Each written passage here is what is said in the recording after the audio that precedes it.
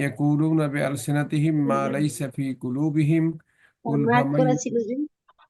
কুল ফামাই ইয়ামলিকু ইয়ান in আরাদা বিকুম দাররান আও আরাদা বিকুম নাফা বাল কান আল্লাহু বিমা তা'মালুনা খাবীরা। সাদাকাল্লাহুল আযীম। আল্লাহ তাআলা আমরা শুকর আদায় করি যে রব্বুল আলামিন এই প্রচন্ড শীতের মধ্যে আল্লাহ তাআলা আমাদেরকে ভালো রেখেছেন, সুস্থ রেখেছেন। আল্লাহর আমরা শুকর আদায় করছি, আলহামদুলিল্লাহ। তো 11 নম্বর আয়াত দেখো, দ্বিতীয় রুকু।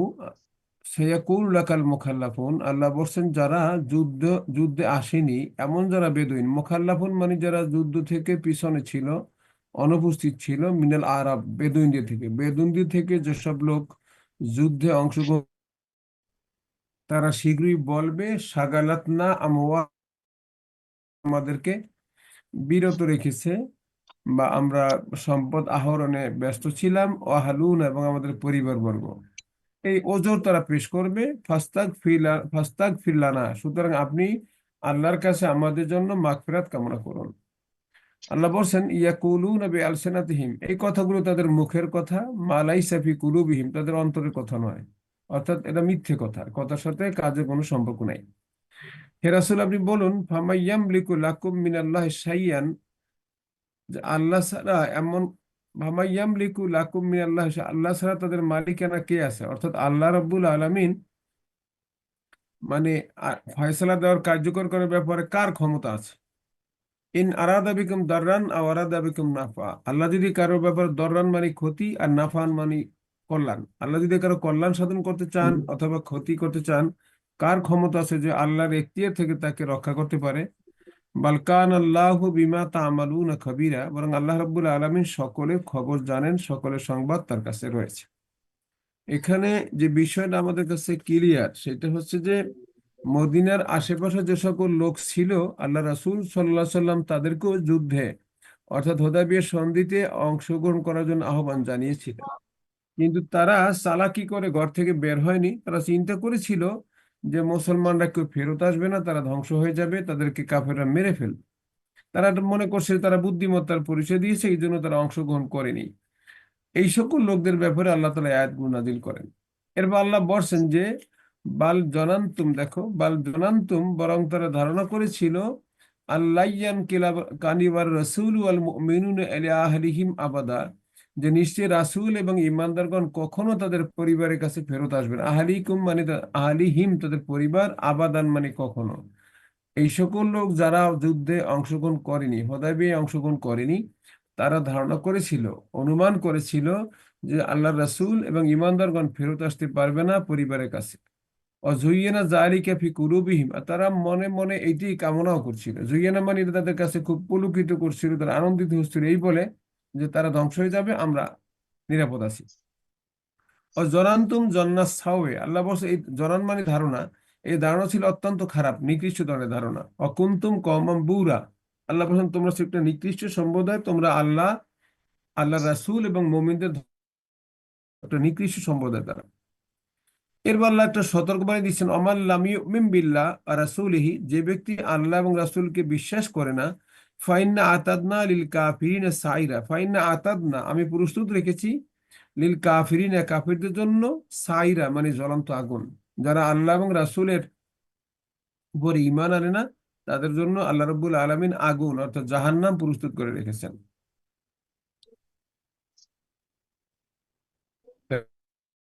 ওয়ালিল্লাহি মুলকুস সামাওয়াতি ওয়াল আরদ, এরপর আল্লাহ বলছেন যে আসমান জমিনের সকল মালিকানা, সবকিছুর মালিকানা আল্লাহ। ইয়াগফিরু লিমান ইয়াশা ওয়া ইউআযযিবু মান ইয়াশা, যাকে চান আল্লাহ ক্ষমা করেন এবং যাকে চান আল্লাহ শাস্তি দিতে পারেন। ওয়া কানা আল্লাহু গফুরার রহিমা, তবে আল্লাহ ক্ষমাশীল এবং পরম করুণাময়। অর্থাৎ যারা পেছনে ছিল তাদেরকে ইচ্ছে করলে আল্লাহ তাআলা ধ্বংস করতে পারতেন, কিন্তু আল্লাহ তাআলা সেটা করেননি। আল্লাহ তাআলা তাদেরকে সময় দিয়েছেন, সুযোগ দিয়েছেন, দেখতে চান যে সেই লোকগুলো আসলে ফিরে আসে কিনা আল্লাহর দিকে এবং আল্লাহ রাসূলের দিকে। এর মানেটা হলো এই যে যে লোকেরা দাওয়াত পেয়েছিল আসার জন্য, কিন্তু তারা আসলো না, এবং তারা একটু ওই যেটা বলেছিলাম যে তারা মনে করেছে যে আমরা মনে হয় খুব বুদ্ধিমানের কাজ করেছি, যে আমরা যাইনি, আমরা নিরাপদ আছি, আর যারা গিয়েছে বরং তারাই ভুল করেছে, এরকম সিদ্ধান্ত তাদের মনের মাঝে ছিল। আল্লাহ বলছেন যে এই লোকগুলো খুব শীঘ্রই বলবে, পিছনে যারা থেকে গিয়েছিল তারা বলবে, এজান তালাক্তুম ইলা মাগানিমা লিতাআখুযুহা জারুনা নাত্তাবিকুম, আল্লাহ বলছেন যখন তোমরা গনিমত লাভ করবে, যুদ্ধলব্ধ সম্পদ লাভ করবে, তখন এই লোকগুলো যারা পিছনে ছিল তোমাদেরকে বলবে, কি বলবে, যে জারুনা নাত্তাবিকুম, আমরা যেন তোমাদের এই সম্পদে অংশগ্রহণ করতে পারি, একটা হিস্সা পেতে পারি, সেজন্য আমাদেরকে সুযোগ দাও। এটা তারা বলবে। ইউরিদুন আইয়ুবাদদিলু কালাম আল্লাহ, অর্থাৎ এই যুদ্ধে যারা অংশগ্রহণ করেছেন, এই পরিত্যক্ত সম্পদ যারা অংশগ্রহণ করেছেন কেবল তারাই পাবেন, অন্য কেউ না। এটা হলো আল্লাহর বিধান। এই জন্য আল্লাহ বলছেন ইউরিদুনা, তারা চায় আইয়ুবাদদিলু কালাম আল্লাহ, আল্লাহর বিধানকে, আল্লাহর বাণীকে তারা পরিবর্তন করে দিতে চায়। অর্থাৎ যুদ্ধে অংশগ্রহণ করে না সত্ত্বেও চায়। এটা আল্লাহ তাআলার সিদ্ধান্ত নয়। বরং আল্লাহ বলছেন কুল্লাং তাত্তাবিউনা, তোমরা বলো তোমরা আমাদের অনুসরণ করবে না, অর্থাৎ গনিমতের মাল নিতে তোমরা আসবে না। কাযালিকুম, তারপর কল আল্লাহ মিন কাবলু, যেমন ইতিপূর্বে আল্লাহ তাআলা বলেছিলেন, ফাসায়াকুলুনা বাল তাহসুদুনানা, যে যুদ্ধে তারা অংশগ্রহণ করেনি, যখন তাদের গনিমত দেওয়া হলো না, তখন তারা বলবে বাল তাহসুদুনানা, বরং তোমরা আমাদের উপর হিংসাপরায়ণ হয়েছে, আমাদের প্রতি হিংসাপরায়ণ হয়েছে, যে আমাদেরকে দিতে চাচ্ছ না।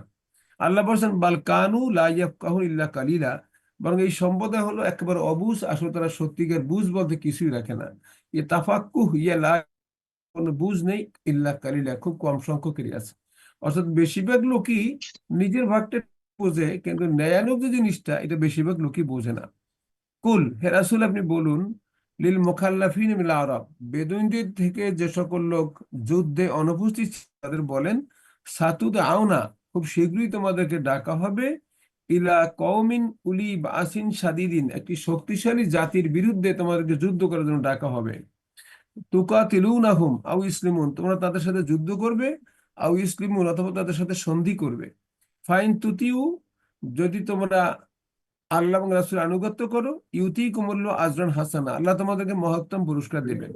ওয়াইন তাতাওয়াল্লাও, আর যদি তোমরা ফিরে থাকো, যুদ্ধে অংশগ্রহণ না করো, মিন কাবলু, যেমন যেমন পূর্বে তোমরা অংশগ্রহণ করনি, এরকম যদি ফিরে থাকো, ইউআযিবুকুম আযাবান আলীমা, আল্লাহ তাআলা তোমাদেরকে মর্মান্তিক শাস্তি দিবেন। এখানে ঘটনা ছিল এখানে ঘটনা ছিল এরকম, খায়বার যুদ্ধ থেকে আল্লাহ রসুল যখন ফিরে আসলেন, এর কয়েকদিন পরে, না সরি, হুদায়বিয়া সন্ধি থেকে যখন আল্লাহ রসুল ফিরে আসলেন, এর কয়েকদিন পরে খায়বার যুদ্ধ অনুষ্ঠিত হয়।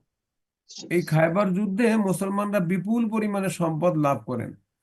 যারা বিশেষ করে হুদায়বিয়া সন্ধির এই ঝুঁকিপূর্ণ কাজে অংশগ্রহণ করেনি, হ- আর খায়বার যুদ্ধে যে সম্পদ মুসলমানরা পেয়েছিল কয়েকদিনের ব্যবধানে, তারাও তার ভাগ বসলো। তখন আল্লাহ তাআলা এই আয়াতগুলো নাজিল করলেন। আল্লাহ বলছে এখানে তোমাদের কোনো অংশ নেই। এরপরে যখন আবার কাফেরদের সাথে সংঘাত হবে, যুদ্ধ হবে, সেখানে যদি গনিমত পাওয়ার কোনো সুযোগ থাকে, সেখানে তোমরা পাবে, এখানে কোনো সম্পদ তোমরা পাবে না। এই প্রসঙ্গে আল্লাহ সুবহানাহু ওয়া তাআলা আয়াতগুলো নাজিল করেন এবং বলেন, যদি তোমরা অনুসরণ করো আল্লাহর এবং তার রাসূলের, আল্লাহ তোমাদেরকে উত্তম পুরস্কার দেবেন। আর যদি তোমরা আল্লাহর আহ্বান এবং নবীর আহ্বান থেকে বিরত থাকো, ফিরে থাকো, যেমন পেছনে ফিরেছিলে, তাহলে আল্লাহ তাআলা তোমাদেরকে কঠিন শাস্তি দিবেন, মর্মান্তিক শাস্তি দিবেন। এখানে মূলত আমি আবারও বলছি, হুদায়বিয়া সন্ধিতে যারা অংশগ্রহণ করেনি, এই হুদায়বিয়া থেকে আসার পর আল্লাহ রাসূল এবং সাহাবা কেরাম কিছুদিনের ব্যবধানই তারা খায়বার যুদ্ধ অনুষ্ঠিত, সেই যুদ্ধে তারা অংশগ্রহণ করেন। আর এরা তারাই ছিলেন যারা হুদায়বিয়াতে অংশগ্রহণ করেছিলেন। এর মধ্যে এই মুসলমানরা বিপুল সম্পদ লাভ করেন খায়বার অঞ্চল থেকে। এতে করে যারা হুদায়বিয়া সন্ধিতে আল্লাহ নবীর সাথে যুদ্ধে অংশগ্রহণ করেনি, তারাও ভাগ চেয়ে বসে। তখন আল্লাহ বলছেন যে না, যারা যুদ্ধে অংশগ্রহণ করেনি তারা কোনোভাবেই এখানে কোনো ইচ্ছে পাবে না। হ্যাঁ, যদি কোনো পরে কোনো যুদ্ধ অনুষ্ঠিত হয়, সেখানে যদি তোমরা অংশগ্রহণ করে থাকো, সেখানে গনিমত তোমরা পাবে, আদারওয়াইজ তোমরা পাবে না। অর্থাৎ এটা তোমরা সহজে বলতে পারো যে একটা সুবিধাবাদী চরিত্র। অর্থাৎ কিছু লোক সবসময় আছে যে ঝামেলা মুক্ত হয়ে যত যা পাওয়া যায়, কোনো ঝুঁকি নিতে, কষ্ট করতে তারা রাজি নয়। এখানে যেমন মুসলমানদের জীবন বিপন্নর আশঙ্কা ছিল, জীবন হারাবার আশঙ্কা ছিল, সেই কথাগুলি মূলত এখানে আল্লাহ সুবহানাহু ওয়া তাআলা নিয়ে আসছেন, যে এটা তাদের জন্য না, পরে যদি কোনো যুদ্ধ অনুষ্ঠিত হয়, সেই যুদ্ধে যদি তারা অংশগ্রহণ করে বেদুইনরা, তাহলে সেখানকার অংশ তারা পাবে, এখান থেকে কোনো অংশ তারা পাবে না। কারো কোনো বুঝতে কোনো সমস্যা আছে? শোনা যায়? স্যার স্যার স্যার জি স্যার, সমস্যা হুদাইবিয়াতে নাই। ওই মানে দুইটা যুদ্ধেই ওরা অংশগ্রহণ করে নাই? হ্যাঁ, একদল লোক করে নাই। জি স্যার, আর বুঝছি। আরেকদল যারা সাহাবী এবং আল্লাহ নবী তারা তো করেছেন। আর যারা বেদুইন ছিল যাদেরকে আহ্বান করেছে তারা করেনি। কিন্তু খাইবার যুদ্ধে যখন মুসলমানরা সম্পদ লাভ করে, এই সম্পদ কেবল তাদের জন্যই তাইবি অংশগ্রহণ করেছিল। আর যারা করেনি তাদের জন্য কোনো অংশ ছিল না। এই জন্য আল্লাহ বলছেন, যদি অংশ পেতেই চাও তাহলে আবার যখন যুদ্ধের ডাক আসবে সেই যুদ্ধের ডাকে তোমরা অংশগ্রহণ করো। সেখানে যদি কোনো গনিমত পাওয়ার বিষয় থাকে সেটা তোমরা লাভ করবে, আদারওয়াইজ তোমরা লাভ করবে না। এরপর দেখো, এরপর বলেছে লাইসা আলাল আমা হারাজুন ওলা আলাল আরাজ হারাজুন। আর আমা অর্থ হলো অন্ধ, আর আরাজ মানে হলো পঙ্গু। আওয়ালাল মারিজ, মারিজ মানে হলো অসুস্থ। অর্থাৎ যে সকল লোক অন্ধ, যে সকল লোক পঙ্গু, যে সকল লোক অসুস্থ তাদের কোনো দোষ নেই। অর্থাৎ এই সকল লোক যদি যুদ্ধে অংশগ্রহণ করে না থাকে তাদের কোনো পাপ হবে না, কোনো দোষ হবে না। কিন্তু যারা সুস্থ, যারা পুরুষ, যারা সক্ষম তারা অবশ্যই অংশগ্রহণ করবে, এটা বাধ্যতামূলক ছিল সে সময়। অমাইয়ুতি ইল্লাহ রাসূলাহু, এর আল্লাহ বলছেন যে ব্যক্তি ইউতি উল্লাহ মানে আল্লাহ এবং রসুল আনুগত্য করে, আল্লাহ এবং রসুলের কথা মেনে চলে, ইউদখিলুহু জান্নাতিন তাজরি মিন তাহতিহাল আনহার, আল্লাহ রাব্বুল আলামিন তাদেরকে ওই জান্নাতে প্রবেশ করাবেন যেই জান্নাতের তলদেশে ঝর্ণাধারা অথবা নদী প্রবাহিত রয়েছে। অমাইয়াত আল্লাহ, যে ব্যক্তি ফিরে থাকবে অর্থাৎ আল্লাহ এবং রসুলের আনুগত্য থেকে বিরত থাকবে, আনুগত্য করবে না, ইউ আযযিবুহু আযাবান আলিমা, আল্লাহ তাদেরকে মর্মান্তিক শাস্তি দেবে। মুসলমানদের কর্তব্যই হলো আল্লাহ এবং রসুলের কথা মানা এবং কোনোভাবেই সেই আনুগত্য থেকে বিরত না থাকা। কোন কোন অবস্থায় যুদ্ধ করা থেকে বিরত থাকা যায়, এটা একটা প্রশ্ন। কখনো কখনো এই প্রশ্ন আসতে পারে যে কোন কোন অবস্থায় একজন মানুষ, সক্ষম মানুষ বা কারা যুদ্ধ করা থেকে বিরত থাকতে পারে। যখন রাষ্ট্র অথবা খেলাফতের প্রধান ব্যক্তি কাফেরদের বিরুদ্ধে যুদ্ধের জন্য, কারা সেখানে যুদ্ধ করবে কারা করবে না সেই কথাগুলো এখানে চলে আসে। এক,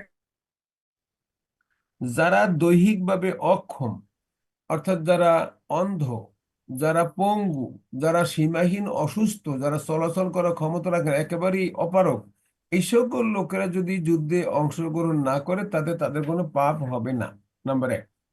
দুই নম্বরে হলো সেসব লোক যাদের পক্ষে যুদ্ধ শরিক হওয়া যুক্তিসঙ্গত কারণেই সম্ভব নয়। কেমন? যেমন মনে করি আমরা, কারো যদি এমন হয় কারো পিতামাতা সীমাহীন অসুস্থ অথবা আপনজন অসুস্থ এবং তাকে দেখার বা দেখাশোনা করার কেউ নেই সে ছাড়া, এমত অবস্থায় যারা যে কর্তৃপক্ষ তাকে যুদ্ধের জন্য ডেকেছেন তিনি তার কাছে গিয়ে ছুটি নিতে পারেন, শরীয়তে সেই বিধানটা গ্রহণযোগ্য। এটা করা যায়, এটা নিয়ম আছে, এটা বিধান আছে।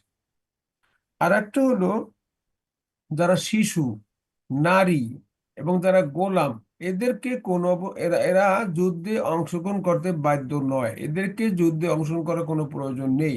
মহিলা, শিশু এবং অতিশয় বৃদ্ধ, যাদের যুদ্ধে কোনোভাবেই যাওয়ার মতো গায়ের শক্তি নেই, এরা যদি না করে এতে তাদের কোনো পাপ হবে না। এই এই আয়াতগুলো থেকে সেই কথাগুলি বোঝানো হচ্ছে। তবে যারা সক্ষমতা রাখে, যুবক, সক্ষম যুবক, যারা যুদ্ধ করার মতো সক্ষমতা আছে, শারীরিক সামর্থ্য আছে, অস্ত্র আছে, সবকিছু আছে, বা মানে যুদ্ধের উপকরণ সবই তার কাছে আছে, তারা মানে কর্তৃপক্ষের অনুমতি ছাড়া যুদ্ধ থেকে বিরত থাকতে পারবে না, এটা শরীয়তের বিধান। কি বেটা, কাকে নিয়ে এসছো? হ্যাঁ, ছোট ছাত্র নাকি? হ্যাঁ হ্যাঁ, ছোট ছাত্র স্যার। হ্যাঁ, তাই তো। কি নাম রাখছো তুমি? নাম রাখছি আব্দুল্লাহ স্যার। আব্দুল্লাহ। কয়জন এরা? এরা দুইজন স্যার। আর বড়জন বড়জন? মেয়ে। মেয়ে। ওর বয়স, ওর বয়স কত? তার বয়স 4 বছরের কাছাকাছি আর কি। যাক, ভালো। মাশাআল্লাহ। এর বয়স কত হয়েছে? এর বয়স 3 মাস। 3 মাস কয়েকদিন আর কি, 4-5 দিন এরকম। ইনশাআল্লাহ। শীতে কাহিল হয়ে গেছে না? শীতে কাহিল ঠিক হয়ে আছে, গেছে। আমরা সামনে একটু আগে দেখো, লাকাদ রাদিয়াল্লাহু আনিল মুমিনিনা ইয ইউবাইউনাকা তাহতাশ শাজারা, এখানে একটা আলোচনা আমরা করেছিলাম সেদিন, আমার মনে পড়ে, যে আল্লাহ রাব্বুল আলামিন তাদের উপর, সেই সকল ঈমানদারের উপর সন্তুষ্টি প্রকাশ করছেন যখন এজি বায়ুনকা, আল্লাহ বলছেন যারা তোমার হাতে বায়াত হয়েছিল ইমানদারদের মধ্য থেকে গাছের নিচে বসে আল্লাহ তাদের প্রতি সন্তুষ্টি প্রকাশ করেছেন। আলিমা মাহফি কুলুবিহীন, তাদের অন্তরে কি আছে সেটা আল্লাহ তাআলা জানতেন। অর্থাৎ আমরা এটা আলোচনা করেছিলাম, আমার মনে পড়ে যে হযরত উসমান রাদিয়াল্লাহু তাআলা আনহুকে আল্লাহ রাসূল সাল্লাল্লাহু আলাইহি সাল্লাম কাফেরদের কাছে প্রতিনিধি হিসেবে পাঠিয়েছিলেন। কাফেররা তাকে গ্রেফতার করে এই অপবাদ ছড়িয়ে দেয় যে তাকে হত্যা করা হয়েছে, মিথ্যে সংবাদ প্রচার করে। তখন সাহাবা কেরাম এই অবস্থা দেখে নিরস্ত্র থাকা অবস্থায় তারা যুদ্ধ করার, জীবন বাজি রেখে যুদ্ধ করার এবং আল্লাহর রসুলের ডাকে সাড়া দেওয়ার কারণে আল্লাহ তাদের উপর সন্তুষ্টি প্রকাশ করেছেন। তারা নবীর কাছে বায়াত হয়েছেন এবং আল্লাহ নবী সাল্লাল্লাহু আলাইহি ওয়াসাল্লাম বায়াত করেছেন সাহাবীদেরকে। আর তার বাম হাত দিয়ে বলছেন, এই বাম হাতটা হলো ওসমানের পক্ষ থেকে আর ডান হাত হলো আমার নিজের পক্ষ থেকে। এইভাবে করে আল্লাহ রসুল সাল্লাল্লাহু আলাইহি ওয়াসাল্লাম বায়াত হয়েছেন। আমরা বায়াতের কথা আলোচনা করেছিলাম যে বায়াত অর্থ হলো বেচা কেনা করা। এবং তোমরা হয়তো ভুলে গেছো, আমি দেখলাম যে তোমাদের মনে নেই। বায়াত অর্থ হলো, আমি এটাও বলেছিলাম যে একটা গরু টাকা দিয়ে নিবে আর টাকাওয়ালা গরু, আর টাকাওয়ালা গরু নিবে, গরুওয়ালা টাকা নিবে। এই কথা কিন্তু আমি আলোচনা করেছিলাম। অর্থাৎ বায়াত বিক্রি করা, নিজকে বিক্রি করা। আমরা যদি জান্নাত আল্লাহর কাছে চাই, তাহলে আমাদের জান মাল আল্লাহর পথে দিতে হবে, সেটা আল্লাহ তাআলার বিধান। সূরা তাওবার 111 নম্বর আয়াত আল্লাহ বলছেন, ইন্নাল্লাহ আশতারা মিনাল মুমিনিনা আনফুসাহুম ওয়া আমওয়ালাহুম বিআন্না লাহুমুল জান্নাহ, যে নিশ্চয়ই আল্লাহ তাআলা ঈমানদারদের কাছ থেকে তাদের জীবন এবং সম্পদ কিনে নিয়েছেন জান্নাতের বিনিময়ে। অর্থাৎ কোনো ব্যক্তি যদি জান্নাত চায়, যে কোনো অবস্থা আল্লাহ তাকে যুদ্ধের জন্য ডাক দিতে পারেন। কখনো সম্পদ সেই পথে খরচ করা লাগতে পারে, কখন জীবন দিয়ে সে যুদ্ধ করা লাগতে পারে। এই বিনিময়ে আল্লাহ তাআলার সাথে একটা এগ্রিমেন্ট হয়েছে, এটার নাম হলো বায়াত। বায়াত মানে অন কাইন্ড অফ এগ্রিমেন্ট, একটা চুক্তি। সে চুক্তিটা কিরকম? এই বায়াতের অর্থ আমি এটাও বলেছিলাম যে এই বায়াত অর্থ পীর মাশায়েখদের কাছে বায়াত, সকাল বিকাল জিকির আজকার, এই বায়াত কিন্তু সেই বায়াত না। এই বায়াত হলো আল্লাহর পথে, আল্লাহর দিন প্রতিষ্ঠা, যে চুক্তি স্বাক্ষর করা হয়, চুক্তি মেনে নেওয়া হয়, সেই বায়াতের কথা এখানে বলা হচ্ছে। অর্থাৎ পণ্য দিয়ে টাকা নেওয়া, টাকা দিয়ে পণ্য নেওয়া। কোনো জিনিস বিক্রি করে, কোনো জিনিস বিক্রি করে যদি আমরা টাকা নেই অথবা টাকা দিয়ে কোনো পণ্য বিক্রি করি, তাকে বলা হয় বায়াত। বেচা কেনা করা, বিনিময় করা। আরেকটা বলে সেরা, অর্থাৎ ক্রয় করা। একজনে ক্রয় করে আর একজনে বিক্রি করে। একজন হলো বিক্রেতা আর একজন হলো ক্রেতা। একজন টাকা দেয় আর একজনে পণ্য দেয়, একজনে পণ্য দেয় আর একজন টাকা দেয়। কথা ক্লিয়ার? বায়াতটা তোমরা বুঝতে পারছো কিনা? জি স্যার। অর্থাৎ আল্লাহর কাছে এগ্রিমেন্ট হলো, আল্লাহকে আমরা আল্লাহর কথা মানবো, নবীর কথা মানবো। আর আল্লাহ করলাম আমি তোমাদেরকে জান্নাত দেবো। আর যদি আমরা আল্লাহ এবং তার রাসূল আনুগত্য না করি, তাহলে আল্লাহ আমাদেরকে জান্নাত দিবেন না, আমাদেরকে শাস্তি দিবেন। সেই কথাগুলি মূলত এখানে বলা হচ্ছে। আর এই বায়াতকে বলা হয়েছে কোরআনের ভাষায় বায়াতুর রিদওয়ান। এমন বায়াত যে বায়াতের উপরে আল্লাহ তাআলার সন্তুষ্টি রয়েছে। অর্থাৎ হযরত ওসমান রাদিয়াল্লাহু আনহুকে কাফেররা যখন আটকিয়ে রেখে সার্কুলার দিয়েছিল, তাকে হত্যা করা হয়েছে। এবং মুসলমানরা যখন হযরত ওসমানের ব্যাপারে শক্ত অবস্থান নিয়েছেন এবং তারা শপথ করেছেন যে যে কোনো মূল্যে আমরা ওসমান হত্যার প্রতিশোধ নেব, এই কথা যখন তারা বললেন, কাফেররা ভয়ে হযরত ওসমানকে ছেড়ে দিয়েছিল। এই শপথে আল্লাহ তাআলা সন্তুষ্ট হয়েছেন, এই জন্য এই শপথকে বলা হয় বায়াতুর রিদওয়ান। প্রশ্ন আসে এরকম যে বায়াতুর রিদওয়ান বলতে কি বোঝায়? তখন তোমাদের এই ঘটনাটা বলতে হবে বা লিখতে হবে। এবং আমি একথাও তোমাদের বলেছিলাম যে যেখানে এই বায়াতটা অনুষ্ঠিত হয়েছিল সেখানে একটা পুকুর ছিল। সেই পুকুরটা এখন আগের অবস্থায় নেই। একটা মসজিদ আছে, সেটা আমি দেখে আসছি, কিন্তু সেই মসজিদটা অত সুন্দর না, মোটামুটি একটা মসজিদ দেখতে শুনতে। আর সেখান দিয়ে এখন বিশাল এক রাস্তা হয়ে গেছে। যে গাছটার কথা বলা হয়েছে, যে গাছটা এখন আর নেই, সেই গাছটা হয়তো ওমরের সময় কেটে ফেলা হয়েছে। দেখো এখন, ফানজালা সাকিনাত আলাইহিম, অতঃপর আল্লাহ রাব্বুল আলামিন তাদের উপরে প্রশান্তি নাজিল করলেন। অর্থাৎ মুসলমানদের ভিতরে যে পেরেশানি ছিল যে তারা মক্কা যেতে পারলেন না, আবার তাদের দূত হযরত ওসমানকে তারা হত্যা করেছে, এই মর্মে সংবাদ আসলো। আল্লাহ রাব্বুল আলামিন সবকিছু ছাপিয়ে মুসলমানদের মনে প্রশান্তি দান করলেন। প্রশান্তি দান করলেন কিরকম? মুসলমানরা অবস্থাটা কি ছিল? আসলে অবস্থানগতভাবে মুসলমানরা ছিলেন মক্কায় আর কাফেররা ছিল মক্কায়। মুসলমানরা মূল তাদের কেন্দ্রভূমি ছিল মদিনায়, যেটা দূরত্ব ছিল প্রায় 250 মাইল দূরে। আর কাফেররা তাদের অবস্থান ছিল মাত্র 12-13 মাইল দূরে। এই অবস্থায় তারা যে সিদ্ধান্ত নিলেন, সাহসিকতার পরিচয় দিলেন, আল্লাহর উপরে সন্তুষ্টি প্রকাশ করলেন, নবীর উপর সন্তুষ্টি প্রকাশ করলেন, এই জন্য এটাকে বলা হয়েছে বায়াতুর রিদওয়ান। ওয়াসাবাহম ফাতহান কারিবা, আল্লাহ তাআলা তাদেরকে সংবাদ দিচ্ছেন যে তোমরা যে ত্যাগ স্বীকার করছো, খুব শীঘ্রই বড় একটা বিজয় তোমাদেরকে দান করব। আর এই বিজয়টি হলো মূলত খাইবারের বিজয়, যেটা একটু আগে আমরা আলোচনা করেছিলাম, যে খাইবারের বিজয়ের একটা সুসংবাদ আল্লাহ এখানে দিয়েছেন। এবং বলছেন ও মাগানিমা কাসিরা, তোমাদেরকে আমরা অনেক গনিমত দেব। গনিমতের বহু বচন মাগানিম, অর্থাৎ অনেক গনিমতের সম্পদ দেব। ইয়া খুজুনাহা, তোমরা সেগুলো গ্রহণ করবে। কান আল্লাহ আজিজান হাকিমা, আল্লাহ রাব্বুল আলামিন পরাক্রমশালী, তিনি তোমাদেরকে অবশ্যই এটা দিবেন, সেই ওয়াদ আল্লাহ রাব্বুল আলামিন এখানে করেছেন। তা আমরা এখানে দেখলাম যে আল্লাহ সুবহানাহু ওয়া তাআলা যেই কথা এখানে বললেন আমাদের সামনে, কি বললেন, যে বায়াতুর রেদওয়ান হলো, এই রেদওয়ানে যারা অংশগ্রহণ করছে আল্লাহ তাদের উপর সন্তুষ্ট এবং তাদেরকে বিপুল সম্মানে আল্লাহ ভূষিত করবেন। আর সেই সম্পদই ছিল মূলত ফাদাক নামক এলাকার সম্পদ, যেটা ছিল খায়বার যুদ্ধের সময়। এই সম্পদের কথাই মূলত আল্লাহ সুবহানাহু ওয়া তাআলা এখানে উল্লেখ করেছে। আর যে গাছের কথা বলছিলাম, তাহাতার সাজারা, গাছের নিচে বসে যে শপথ হয়েছিল, সেই গাছটা বরকতপূর্ণ একটা গাছ ছিল। আমরা হাদিসে দেখতে পাই সেই গাছটার নিচে, সেই গাছের ছাল বাকল যে যে জন্য ব্যবহার করতো তার আশা পুরো হতো, এমন একটা বরকতপূর্ণ গাছ ছিল। তা মুসলমানরা কালের পরিক্রমায় মানে তারা বেদাতের কাজ করতে পারেন যে গাছই সবচেয়ে মানে শক্তিমান, আমাদেরকে রোগ বালাই থেকে বাঁচায়, বিপদ থেকে বাঁচায়। এর জন্য হয়তো ওমরের সময় মূল সহ সে গাছটি কেটে ফেলা হয়। সে গাছটি এখন আর নেই, সেই গাছটি এখন আর দেখা যায় না।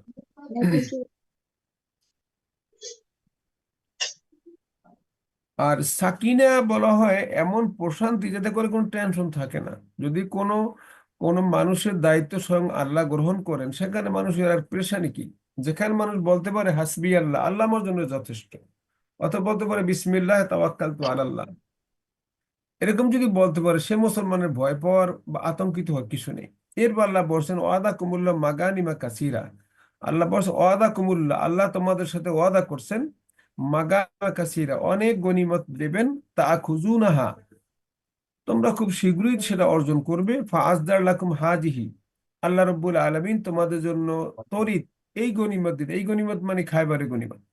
অকাফা আইদিয়ান নাস আনকুম, আর কাফেররা যেন তোমাদের উপরে আক্রমণ করতে না পারে, এই জন্য আল্লাহ তোমাদের তাদের হাতকে তোমাদের থেকে দূরে রাখলেন, অর্থাৎ মুসলমানদেরকে হেফাজত করলেন। যুদ্ধ বিগ্রহ বাঁধলে মুসলমানদের জানমালের বিরাট ক্ষতি হয়ে যেতে পারতো, আল্লাহ সুবহানাহু ওয়া তাআলা সেটা সেভ করেছেন। আবার কাফেরদের মধ্যে এমন অনেকে ছিলেন যারা পরবর্তীকালে ইসলাম গ্রহণ করেছেন। তো সুতরাং এই যে অনাকাঙ্ক্ষিত ঘটনা ঘটতে পারতো, আল্লাহ সেখান থেকে উভয় পক্ষকে গ্রহণ করেছেন। এরপর বলছেন ওয়ালি তাকুন আয়াতাল লিল মুমিনিন, এটা ছিল ঈমানদারদের জন্য আল্লাহর পক্ষ থেকে একটা নিদর্শন। ওয়াহদিয়াকুম সিরাতাম মুস্তাকিমা, মাধ্যমে আল্লাহ সুবহানাহু ওয়া তাআলা মানুষদেরকে, মানব জাতিকে কোনটা সহজ পথ, কোনটা সরল পথ, কোনটা সঠিক পথ, কোনটা সেটা তিনি দেখাতে চেয়েছেন।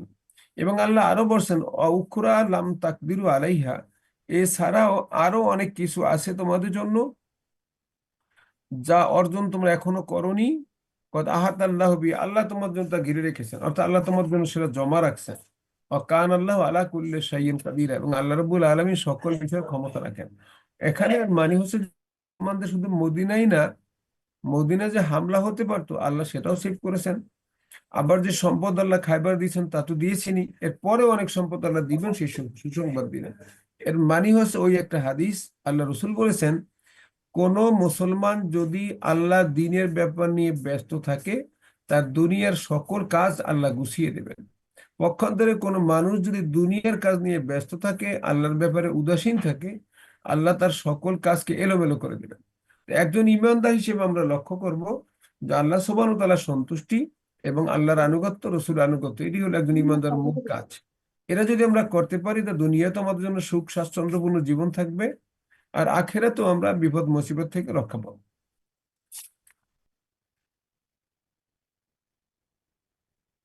এরপর একটু দেখো ওয়ালাউ কাতালাকুমুল লাযিনা কাফারু, এরপর আল্লাহ বলছেন মুসলমানদেরকে,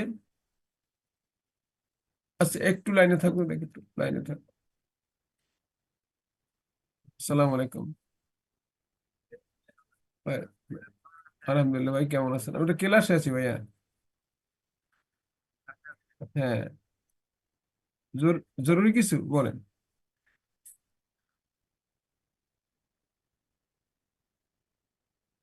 হুম।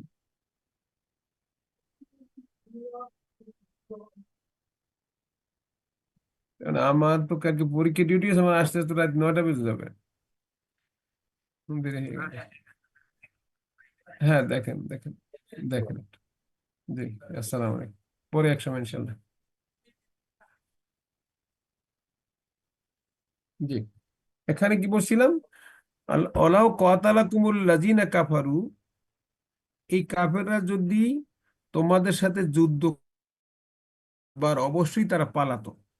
সুম্মা লা ইয়াজিদুনা ওলিয়া ওয়ালা নাসিরা, নিরস্ত্র থাকা সত্ত্বেও তাদের মনের ভিতর আল্লাহ তাআলা একটা আতঙ্কজনক অবস্থা সৃষ্টি করতেন, যার ফলে তারা পালিয়ে যেত।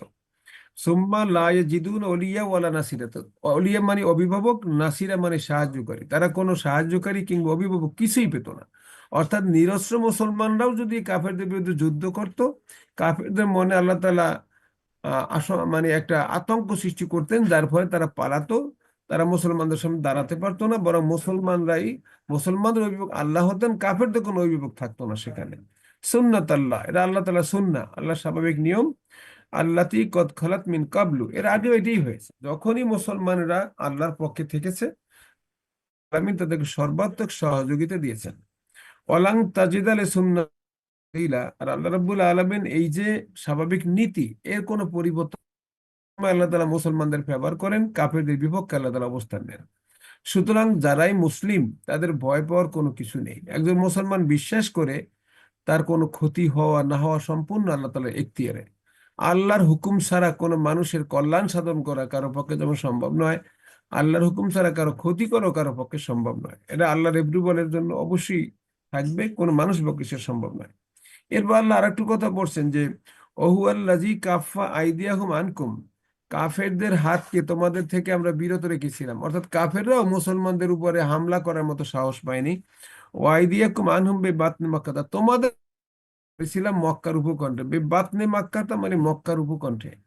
অর্থাৎ মুসলমানরা যদি যুদ্ধে অংশগ্রহণ করতেন, মুসলমানদের কিছু জানমাল ক্ষতি হওয়ার সম্ভাবনা ছিল। আর কাফের যারা পরবর্তী ক্ষেত্রে মুসলমান হয়েছেন, তারাও মুসলমান থেকে বঞ্চিত হতেন। এই জন্য আল্লাহ তাআলা এই যুদ্ধ বিগ্রহটা আল্লাহ তাআলা থামিয়ে দিয়েছিলেন।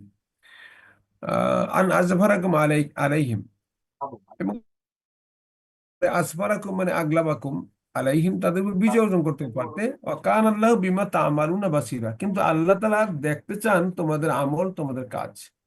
আসলে কে প্ল্যান কি, কার কি প্ল্যান, কে কি চিন্তা করে, আল্লাহ রাব্বুল আলামিন সেটা দেখতে চেয়েছেন। এরপরে আল্লাহ রাব্বুল আলামিন আরেকটু বলছেন যে হুয়াল্লাযিনা কাফারু ওয়া সাদ্দুকুম আল মসজিদুল হারাম, এরা হলো সেই সকল কাফের যে কারা অসাদ্দুকুম আল মসজিদ হারাম, আল্লাহ তাআলা সেই সকল কাফেরদের অ্যাড্রেস করছেন যারা মুসলমানদেরকে হুদায়বিয়ার সময় মক্কায় ঢুকতে দিল না, কাবা ঘরে যেতে দিল না। অল হাদিয়া মাকুফান আইয়াবলুগা মাহিল্লাহু, এবং কোরবানির পশু তার জায়গায় পৌঁছতে দেয়নি।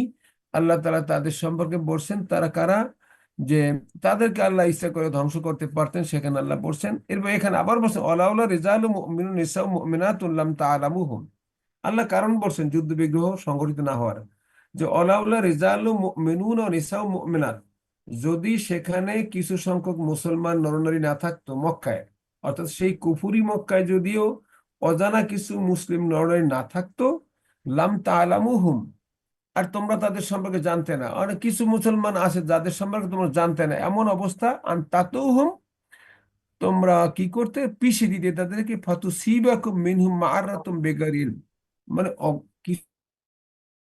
ওই সময়ও আল্লাহ তাআলা মুসলমানদের বলছেন তোমরা হয়তো তাদের সম্পর্কে জানতে না, মনে করতে তারাও কাফের, এইভাবে ধ্বংস করে দিতে। এতে করে কি হতো?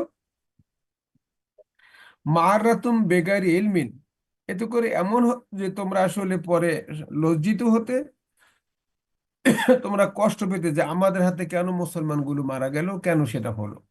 অর্থাৎ পরিচয়বিহীন কিছু মুসলমান ওই সময় মক্কা ছিলেন, আর যারা মদিনা থেকে মুসলমানরা এসেছেন তারা হয়তো তাদেরকে চিনতেন না, তাদের হাতে তারা মারা পড়তে পারতো। আল্লাহ রাব্বুল আলামিন এই জন্য উভয় পক্ষকে নিরস্ত্র রাখলেন, যাতে করে কেউ কারোর বিরুদ্ধে হামলে না পড়ে যুদ্ধ।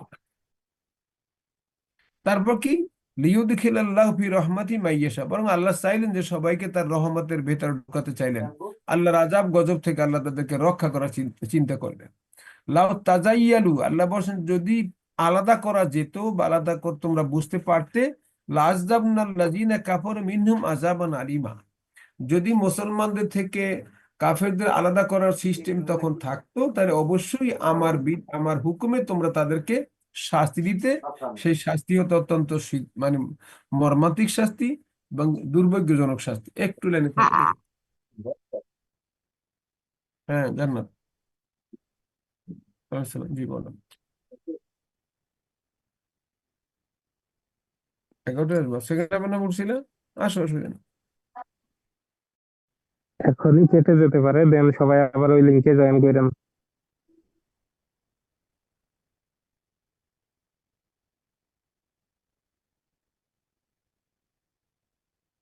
আচ্ছা, ঠিক আছে, কথা বলবো। কালকে নিয়ে এসো দেখি। হ্যাঁ,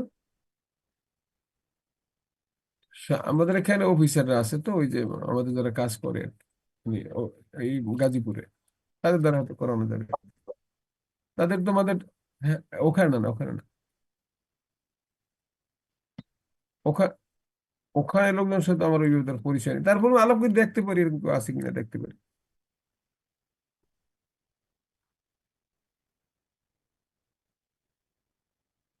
না, সেটা দিবে তো, মনে করো যে আমাদের কারো কাছে দিয়ে দিলাম, আমরা তাদের দিয়ে দিলাম, তোমরা তাদের কিছু পয়সা করে দিয়ে দিলে, তারা করে দিলেন কিরকম। অথবা কালকে ওখানে আলাপ করে দেখতে পারি ওখানে পাওয়া যায় কিনা লোকজন। আর কাল তো অবশ্য ওই অফিস বন্ধ, কাল তো লোক পাওয়া যাবে না। ডাক্তার অফিস বন্ধ না কাল? না, বন্ধ মানে এমনি তো লোকাল অফিস বন্ধ, মানে অফিস বন্ধ, আমাদের পরীক্ষা চলবে কিন্তু ওখানে আঞ্চলিক কেন্দ্র তো বন্ধ। শনিবার শনিবার রবিবার বন্ধ না, ওইটাই। আচ্ছা, আগে আসো, দেখি এই অবস্থা কি, আসো। জি, ঠিক আছে। জি, আসসালামু আলাইকুম।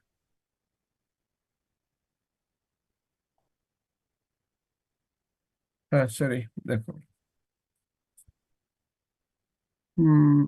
জাআলাল্লাযীনা কাফারু ফি কুলুবিহিম হামিয়াতাল জাহিলিয়া, আল্লাহ বলছেন যেটা অহমিকা ছিল তাদের মনে জাহিলিয়া যুগের, অর্থাৎ যে মুসলমানেরা মক্কায় থাকতে পারলো না, মদিনায় চলে গেল, আর আবার আরামে এসে কাবা ঘরে তারা জিয়ারত করবে, আবার হজ করবে, এটা একটা অহমিকা, একটা ছিল জাহিলিয়া যুগের অহমিকা। তারা মুসলমানদেরকে আসতে দেবে না, এটা তাদের একটা দুষ্টামি।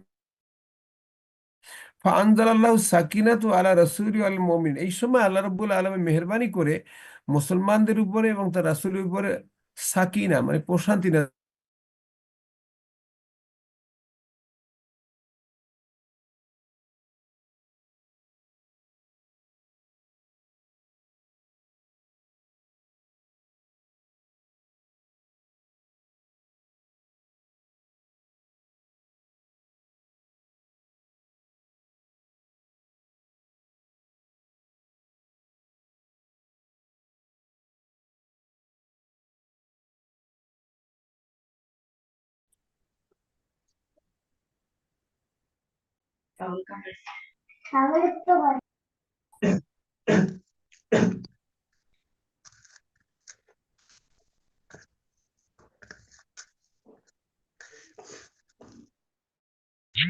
আলা রাসূলি ওয়া আলাল মুমিনিন, আল্লাহ রাব্বুল আলামিন প্রশান্তি নাজিল করলেন তার রাসূলের উপর এবং ঈমানদারদের উপর। ও আলজামাহু কালিমাতুত তাকওয়া, আল্লাহ তাআলা অপরিহার্য করে দিলেন তাকে তাকওয়ার বাণী, মানে কালেমা তাদের উপরে অপরিহার্য করে দিলেন। কি হলো, অকানু হাক্কা বিহা আহলা, আর কালেমার জন্য, ইমানের জন্য এই সাহাবা কেরাম ছিলেন সর্বাধিক উপযুক্ত। এটা আল্লাহ রাব্বুল আলামিন সেখানে বললেন আমাদের কাছে। তারপর কি হলো, অকানু হাক্কা মানে এই কালেমার কথা, ইমানের কথা, এটা সাহাবীদের ক্ষেত্রে প্রযোজ্য ছিল, কাফেরদের ক্ষেত্রে নয়। আল্লাহ সেই কথা বললেন এবং তিনি বলছেন অকান আল্লাহ বিকুল্লি শাইইন আলিমা। তো এই কালেমার জন্য, আল্লাহর বাণীর জন্য কাদের আন্তরিকতা আছে কাদের নেই, এটা সামগ্রিকভাবে আল্লাহ তাআলা জানেন, এটা অন্য কেউ জানে।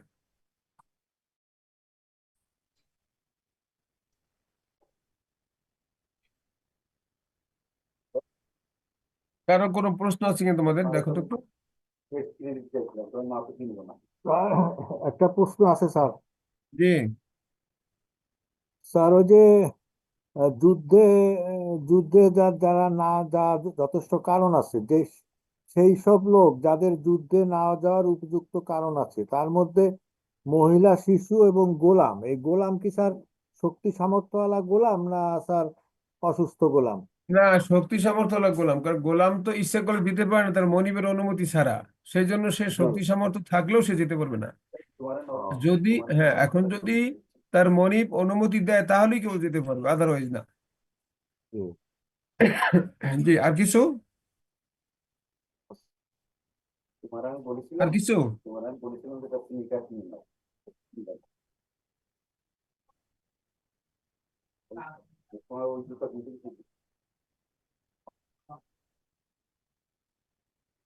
আর কিছু আছে? আর কিছু প্রশ্ন কোনো? স্যার আসসালামু আলাইকুম স্যার। ওয়ালাইকুম সালাম। স্যার জি, একটা কোশ্চেন ছিল। জি, আহাবিসরা কুরাইশদের হালিফ মিত্র গোষ্ঠী। আমাদের হ্যাঁ, সূরা বলো। ফাতাহ এর যে বর্ণনাগুলো আছে হুম, সেখানে আহাবিসরা কুরাইশদের হালিফ মিত্র গোষ্ঠী বলা আছে। এখানে হালিফ অর্থ কি বোঝায় স্যার, এটা বুঝিনি। হালিফ মানে হলো চুক্তিবদ্ধ, মানে যাদের সাথে পরস্পর মৈত্রী চুক্তি হয়েছে যে তোমরা এটা করবো, আমরা এটা করবো, তোমরা এটা না করলে আমরাও করবো না, এটাকে বলে হালিফ। হালিফ মানে হলো ওকে, পরস্পর চুক্তিবদ্ধ হওয়া, কোনো বিষয়ে চুক্তিবদ্ধ হতে বলে হালিফ। জি, ধন্যবাদ আর স্যার। কিছু? হ্যাঁ, আর আর কার কোন প্রশ্ন?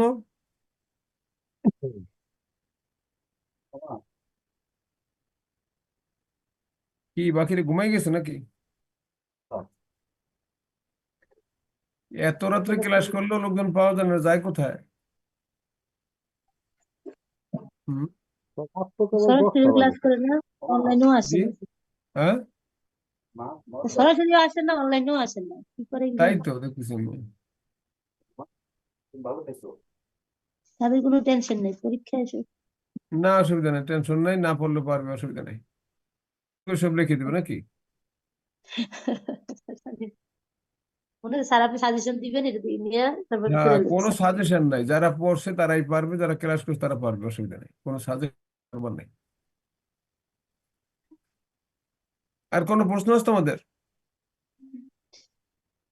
আচ্ছা, শেষ সবাই করি। মিলে বুঝতেছি। আর একটা রুকু আছে, আমরা শেষ করবো, এরপর আর একটা ছোট্ট শুরু আছে, 18টা আয়াত, তারপর শেষ হয়ে যাবে ইনশাল্লাহ। এরপরে ক্রিটিক্যাল কিছু কোশ্চেনের ব্যাপারে আমরা কথা বলবো, আর 4-5টা ক্লাস আমরা নিলে ইনশাল্লাহ শেষ হয়ে যাবে। আজকে শেষ করি। কি স্যার শেষ করে দেন। জি, থ্যাংক ইউ। সবাই ভালো থাকো, দোয়া করবো সবাই। আর সবাই সাবধানে থাকো, ঠান্ডার মধ্যে অত্যন্ত সতর্ক, অনেক ঠান্ডা, প্রচন্ড ঠান্ডা। জি, তোমরা দোয়া করবা, সবার জন্য দোয়া। আসসালামু আলাইকুম ওয়া রাহমাতুল্লাহি ওয়া বারাকাতুহু। স্যার আসসালামু আলাইকুম। আসসালামু আলাইকুম স্যার। ওয়ালাইকুম আসসালাম ওয়া রাহমাতুল্লাহ। বুঝে গেছে।